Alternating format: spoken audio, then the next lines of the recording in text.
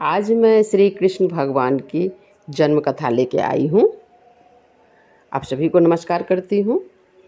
कृष्णाष्टमी आने वाला है तो उस दिन व्रत रखते हैं तो कथा ज़रूर सुनना चाहिए व्रत करके।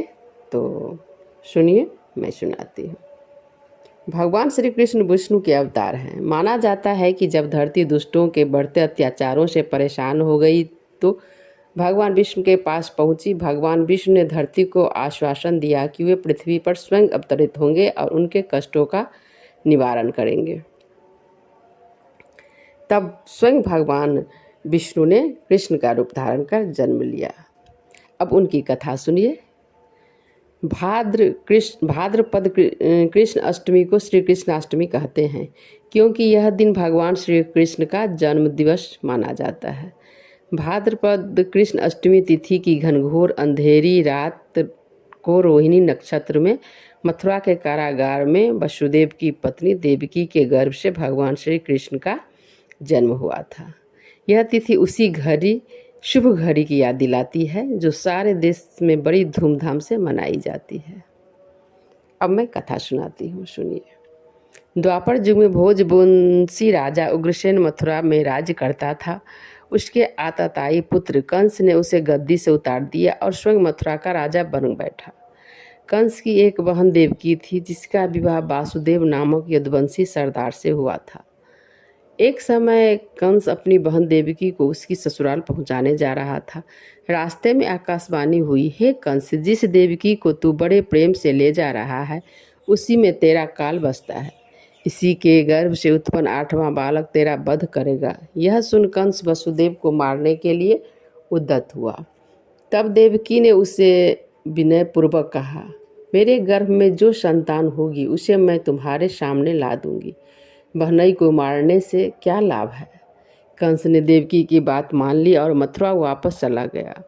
उसने वसुदेव और देवकी को कारागृह में डाल दिया, परंतु उसने अपने पिता समेत देवकी और वासुदेव को कारागार में डाल दिया। इसी बीच नारद मुनि ने कंस से भेंट की और उसे और विचलित कर दिया कि क्या पता कौन सी संतान उसके विनाश का कारण बने।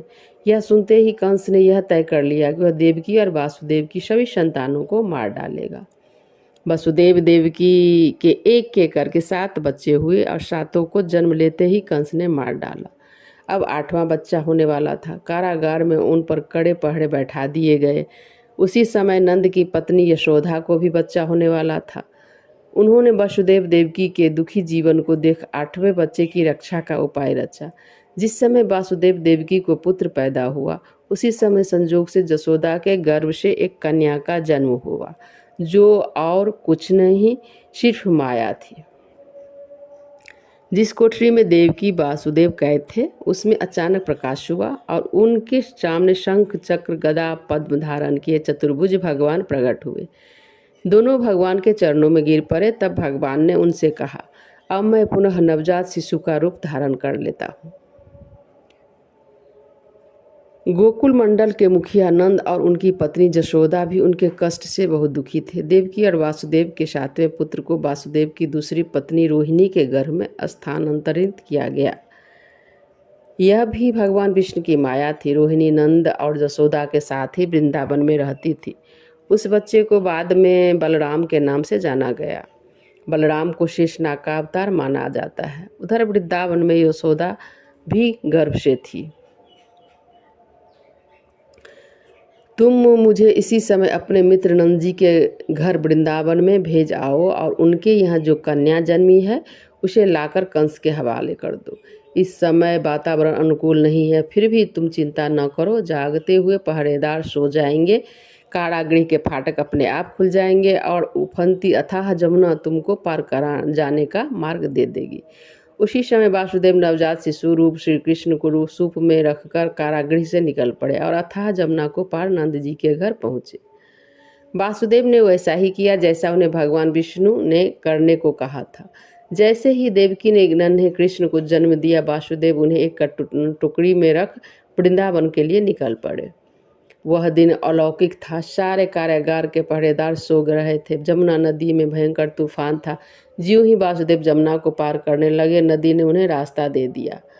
उस तूफान और बारिश के बीच उन नन्हे कृष्ण की रक्षा के लिए शेषनाग भी पहुंच गए।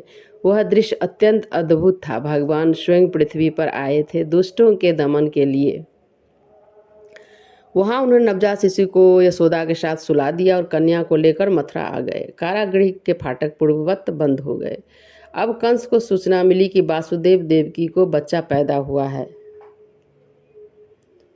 उसने बंदी गृह में जाकर देवकी के हाथ से नवजात कन्या को छीनकर पृथ्वी पर पटक देना चाहा, परंतु वह कन्या आकाश में उड़ गई और वहां से कहा, अरे मूर्ख, मुझे मारने से क्या होगा? तुझे मारने वाला तो वृंदावन में जा पहुंचा है। वह जल्द ही तुझे तेरे पापों का दंड देगा। तेरा अंत अब समीप